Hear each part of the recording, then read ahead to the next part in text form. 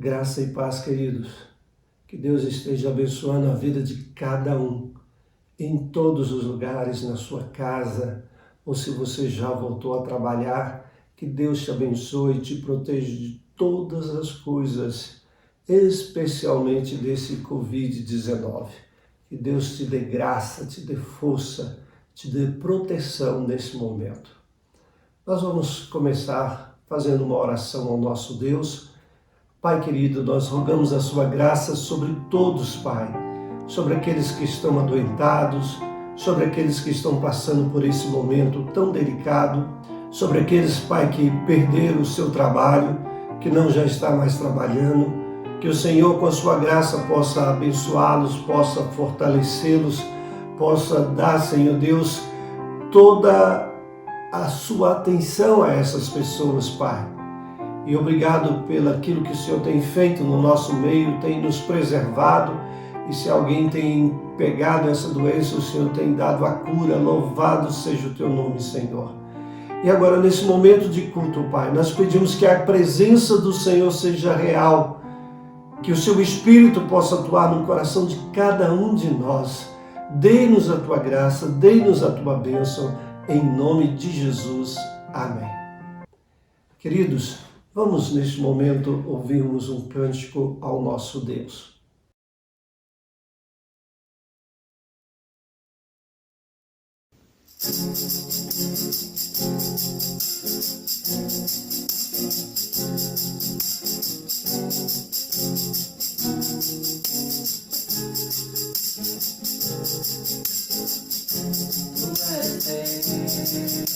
De graça e misericórdia, tua vida é a grande razão do meu existir. E como eu te amo, meu Senhor,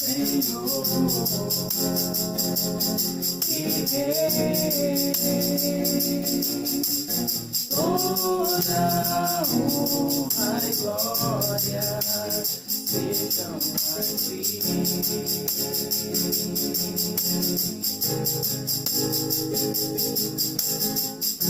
Tu és Deus de graça e misericórdia, tua vida é a grande razão do meu existir. E como eu te amo, meu Senhor,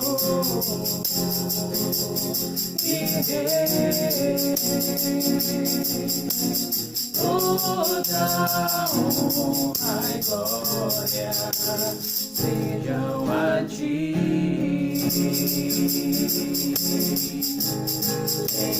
Levantarei as minhas mãos no santuário e verei a tua glória, meu Senhor, amado e mestre, pois tu és digno de adoração. E com os anjos quero ser iluminado na beleza da tua santidade. Pois minha vida é um projeto de Deus e nada pode mudar.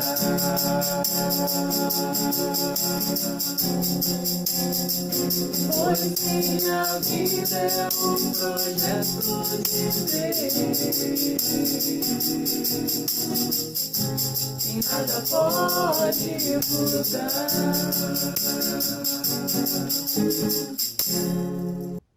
Neste momento de culto no lar, eu gostaria de trabalhar com vocês o Salmo de número 30, que nos diz assim: Eu te exaltarei, ó Senhor, porque tu me livraste e não permitiste que os meus inimigos se regozijassem contra mim. Senhor meu Deus, clamei a ti por socorro, e tu me saraste. Senhor, da cova fizeste subir a minha alma, preservaste minha vida para que não descesse à sepultura. Salmodiai ao Senhor, vós que sois seus santos, e dai graças ao seu santo nome, porque não passa de um momento a sua ira, o seu favor dura a vida inteira. Ao anoitecer, pode vir o choro, mas a alegria vem pela manhã. Quanto a mim, dizia eu na minha prosperidade, jamais serei abalado.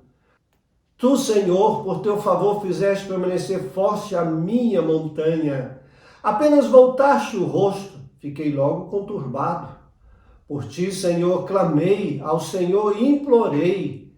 Que proveito obterá no meu sangue, quando baixo a cova? Louvar-te-á porventura o pó?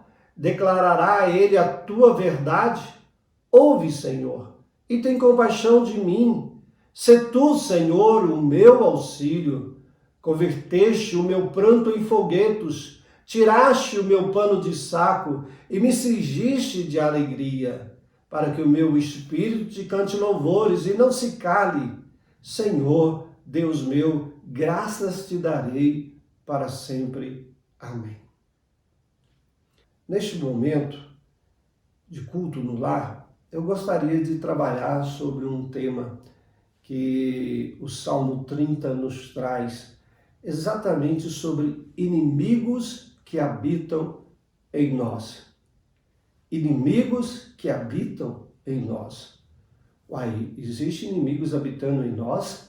Geralmente a gente pensa de inimigo alguma coisa externa, alguém externamente que tenta nos prejudicar, que tenta nos atrapalhar. Geralmente é isso que nós pensamos, os inimigos são externos. Mas esse texto aqui nos mostra dois grandes inimigos da nossa vida. O primeiro deles está registrado nesse versículo de número 2. Senhor meu Deus, clamei a ti por socorro e tu me saraste. Senhor, da cova fizeste subir a minha alma, preservaste minha vida para que não descesse à sepultura.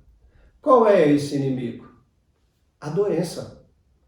Davi aqui nos diz que ele clamou a Deus por socorro. E ele diz assim, fizeste subir a minha alma da cova, preservaste-me a vida.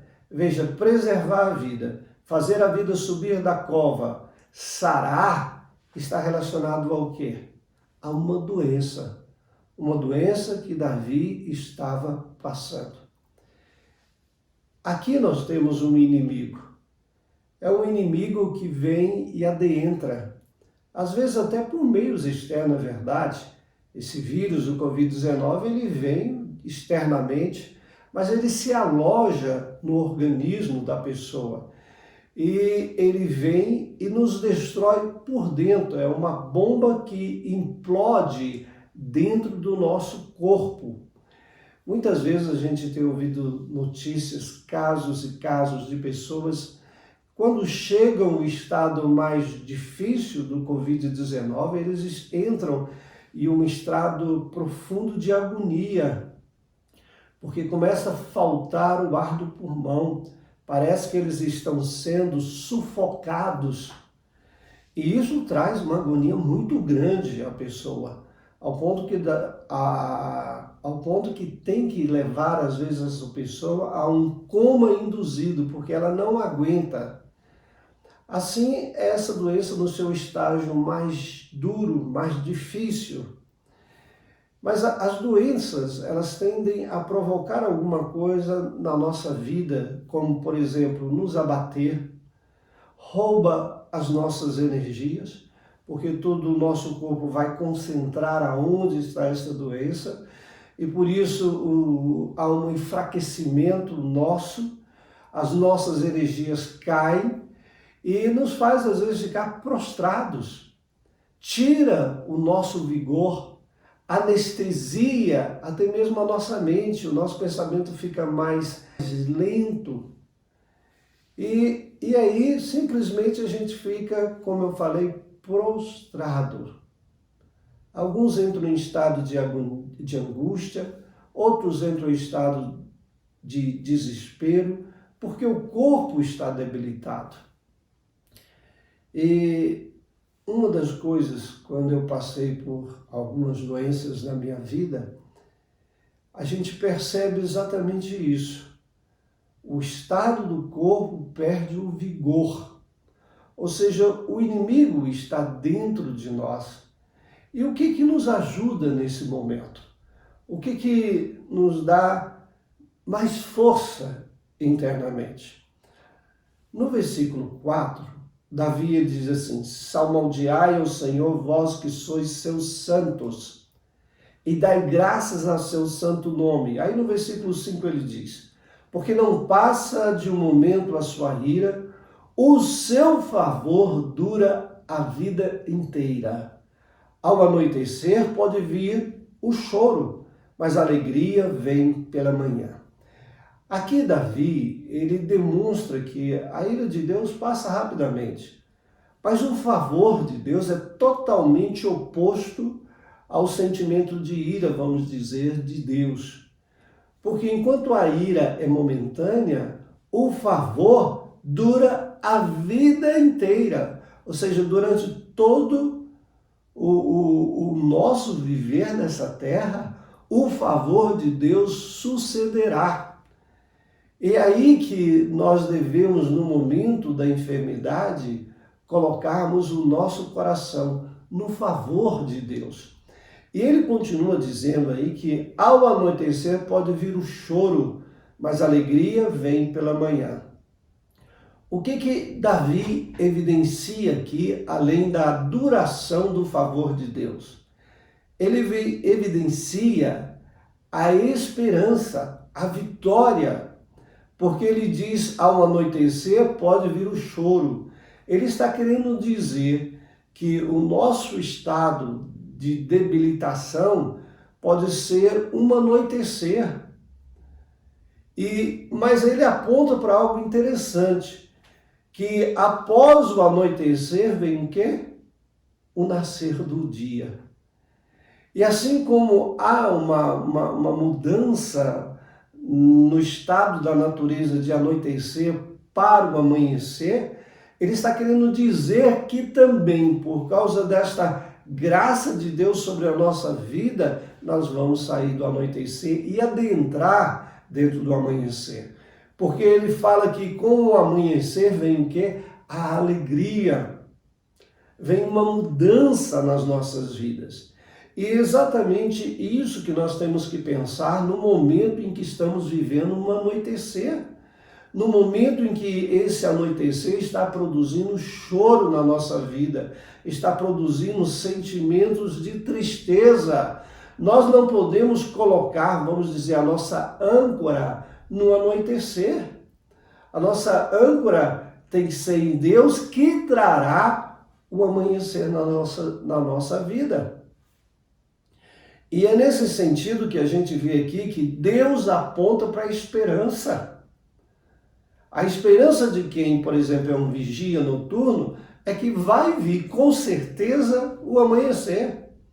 A esperança do nosso coração diante do anoitecer que nós estamos vivendo no mundo inteiro, um anoitecer de uma doença que mal conhecemos e que ainda não conseguimos a vitória, é que haverá a vitória sem sombra de dúvida. Haverá um amanhecer.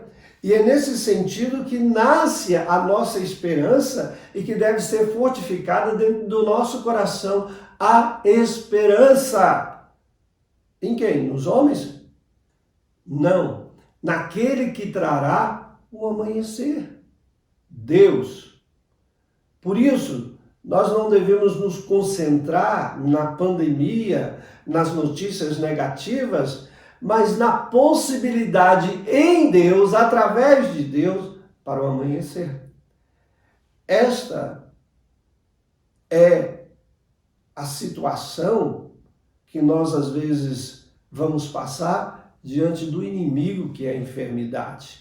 A enfermidade vai abater o nosso corpo? Vai abater. Mas o espírito deve concentrar-se na esperança. E Deus nos deu a base da esperança, que é a fé. Creia, confie no Senhor, porque vamos vencer. Mas em segundo lugar, o outro inimigo que nós temos, além do inimigo que habita em nós, que é uma doença, o segundo inimigo é o inimigo da vaidade. Davi, no versículo 6, ele diz assim: quanto a mim, dizia eu, na minha prosperidade, jamais serei abalado. Veja, a prosperidade de Davi fez com que ele se sentisse o quê? Vaidoso. Eu jamais serei abalado. E aí no versículo 7 diz assim: tu, Senhor, por teu favor, olha o que Davi diz, pelo favor de Deus, fizeste permanecer forte a minha montanha. Ou seja, se eu estava estável, se eu estava como uma montanha, foi por causa do teu favor. Aí ele diz assim: apenas voltaste o rosto, fiquei logo conturbado. Ou seja, aquele homem vaidoso, que se sentia como se fosse uma montanha, que dizia que jamais seria abalado, Deus só voltou o rosto e ele foi abalado. A vaidade. A vaidade é um grande inimigo dentro de nós. E às vezes a gente permite que esse inimigo nos domine. Eu estava ouvindo essa semana Alexandre Garcia e ele estava falando sobre o pecado do STF, do Supremo Tribunal Federal. E naquilo que ele estava falando nessa entrevista, ele dizia que o Supremo era um tribunal constitucional. Ele examinava todos os processos que chegavam e observavam se estavam de acordo com a Constituição ou não e julgava. Só que Alexandre Garcia diz, desde que apareceu a televisão no plenário, o tribunal começou a desenvolver o pecado da vaidade. De tribunal constitucional, ele diz, virou tribunal criminal, de primeira e segunda instância, ou seja, não precisa mais nem da primeira e nem da segunda instância. Ele julga direto. Depois surgiu também que esse tribunal passou a ser um tribunal legislativo. Ele simplesmente está criando leis, que não é de competência do Supremo Tribunal Federal, é do Legislativo.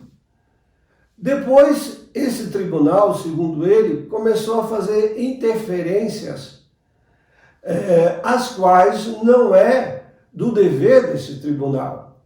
E aí ele diz, a causa disto foi a televisão.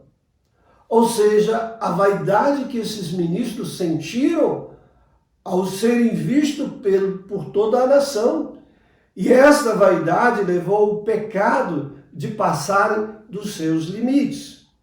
Exatamente é isso que é vaidade.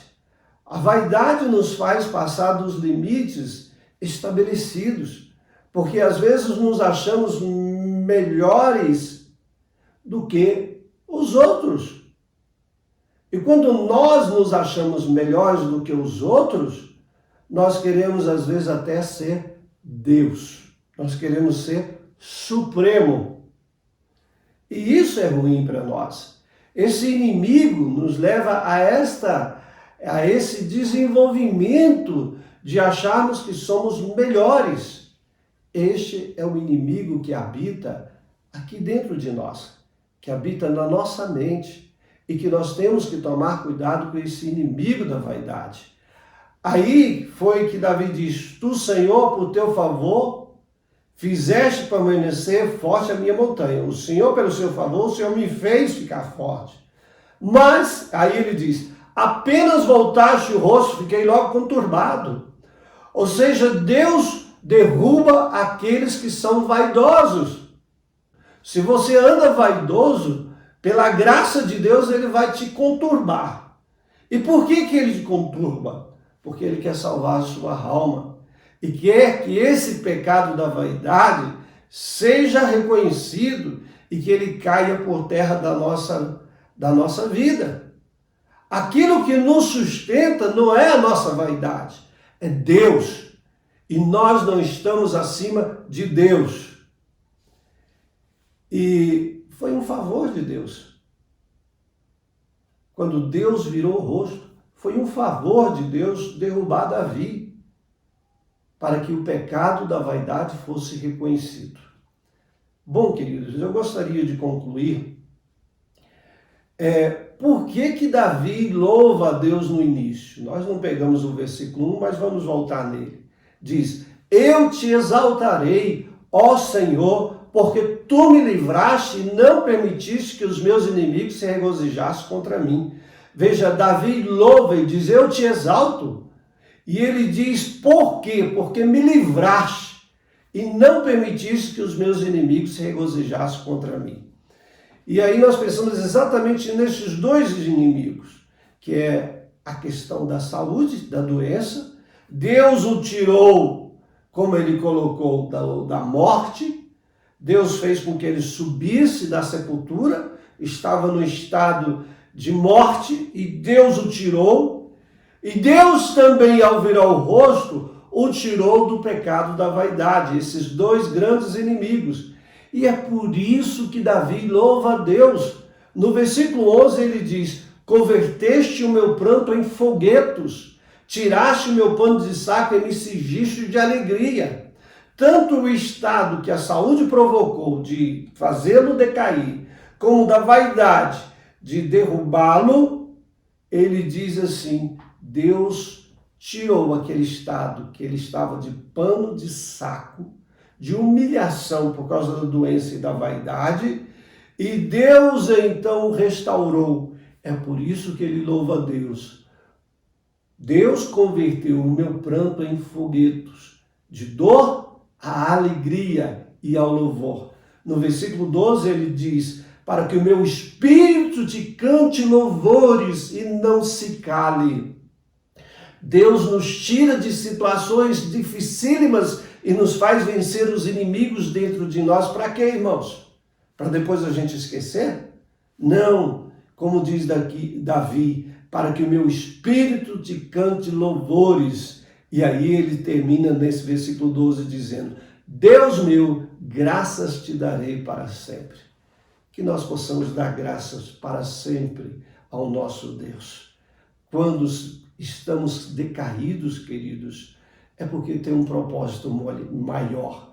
E o propósito maior é você encontrar a graça de Deus. Encontre a graça de Deus na sua vida e Deus vai fazer com que você tenha a vitória. Do anoitecer ao amanhecer, esperança. Que Deus te abençoe assim. Amém. Vamos orar. Pai querido, nós louvamos o teu nome. Te agradecemos, Senhor Deus, que o Senhor nos mostra esses dois grandes inimigos que nós temos dentro de nós. Ó Pai, especialmente a doença, Pai, que às vezes nos debilita fisicamente. E muitos estão debilitados, Pai, seja pelo Covid, seja por outras enfermidades. Estenda a tua mão poderosa sobre eles, Pai. Cura-os, Senhor Deus. E aqueles que têm o inimigo da vaidade, que tem tornado a vida, Senhor Deus, em uma vida cheia, Senhor Deus, de desgraça, porque a vaidade leva à desgraça, leva, Senhor Deus, à queda. E obrigado porque às vezes o Senhor produz a queda para que a gente perceba esse inimigo invisível dentro de nós, mas que na semelhança do Covid-19 quer nos destruir. Ó Deus, cura a nossa alma, cura o nosso físico, Senhor, para a honra e glória do seu santo nome, em nome de Jesus. Amém. Amém, queridos. Deus abençoe a cada um de vocês. Tenha uma boa noite. Amém.